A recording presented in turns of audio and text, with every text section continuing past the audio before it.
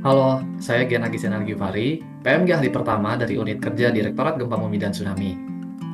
Pada Latsar CPNS BMKG 2025, saya berada di kelompok 2B Angkatan 42. Dalam kesempatan ini, saya akan sedikit bercerita tentang pengalaman dan insight yang saya dapatkan selama proses pembelajaran pada Agenda 1. Nah, Agenda 1 ini membahas tentang beberapa hal, diantaranya wawasan kebangsaan dan nilai-nilai bela negara, analisis isu kontemporer, konflik kepentingan, dan kesiapsiagaan bela negara dengan kewaspadaan dini.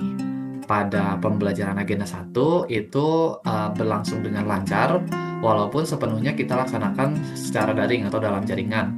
Dengan pengajar Bapak Juniarto Widodo, pembelajaran masih bisa berjalan secara interaktif dengan diskusi, tanya jawab yang aktif, dan pertanyaan serta permainan-permainan atau kuis yang dilakukan untuk menunjang materi. Nah, eh, bagi saya pembelajaran yang paling menarik dan juga menjadi insight baru itu materi atau pembelajaran mengenai analisis isu, tentang bagaimana mengenali suatu isu dengan metode AGHT atau ancaman, gangguan, hambatan, dan tantangan, kemudian bagaimana menganalisis isu tersebut dan membuat tahapan penyelesaiannya dari mulai mendeskripsikan, kemudian memilah, mendalami isu yang tadi sudah kita pilah, sampai membuat alternatif penyelesaiannya.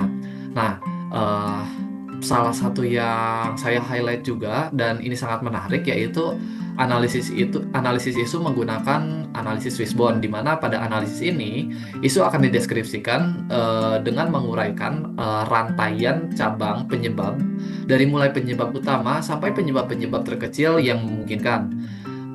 Nah, menurut saya atau bagi saya kegiatan analisis isu tersebut, pembelajaran analisis isu sampai kegiatan kelompoknya itu sangat menarik dan sangat mungkin dan sangat harus diaplikasikan dalam dalam pekerjaan apabila kita menghadapi sebuah isu atau tantangan tertentu. Nah, kemudian dalam pelaksanaannya sendiri, kegiatan Latsar secara daring ini itu tentu mempunyai beberapa tantangan, dari mulai device dan jaringan yang harus selalu standby, stabil, dan kita juga harus menyiapkan backup plan-nya.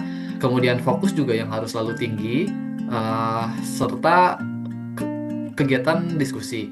Karena bagi kami atau bagi saya, mungkin akan lebih nyaman dan akan lebih lancar jika kegiatan diskusi tersebut dilaksanakan secara laring, secara luring.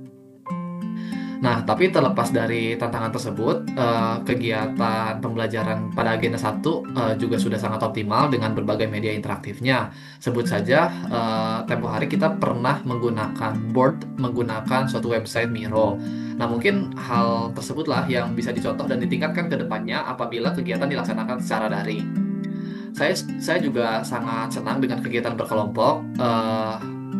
Saya happy berkelompok bersama teman-teman saya di angkatan 42, khususnya kelompok 2B, di mana setiap kita melakukan diskusi, alhamdulillah berjalan dengan lancar, baik itu diskusi secara daring, melalui online meeting, ataupun secara luring, bersama rekan-rekan CPNS yang untungnya kami semua mempunyai satu visi yang sama, kami semua mau berbagi dan belajar bersama-sama, dan rasanya mungkin diskusi tersebutlah yang mungkin akan terpatri di hati saya.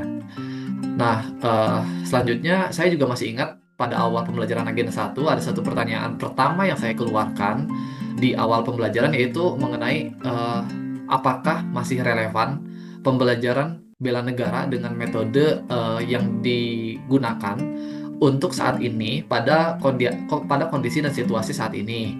Apakah masih perlu kita melakukan baris berbaris, protokoler, dan sebagainya, atau mungkin ada metode yang lebih baik dalam kegiatan pembelajaran bela negara. Nah, pertanyaan tersebut seiring dengan berjalannya waktu juga terjawab, karena pada dasarnya ternyata semua itu memang disesuaikan dengan kebutuhan akan kegiatan-kegiatan kita di instansi ini. Selain itu, pada akhirnya pembelajaran tersebut itu akan bermuara pada pada kedisiplinan. Dan itulah yang kami butuhkan sebagai CPNS untuk kemudian semua pembelajaran yang sudah kita kerjakan, yang sudah kita laksanakan selama Latsar ini, dan semua kebaikannya itu dapat diaplikasikan dalam pekerjaan. Mungkin sekian cerita tentang pengalaman saya. Saya Gian and keep it up. Thank you.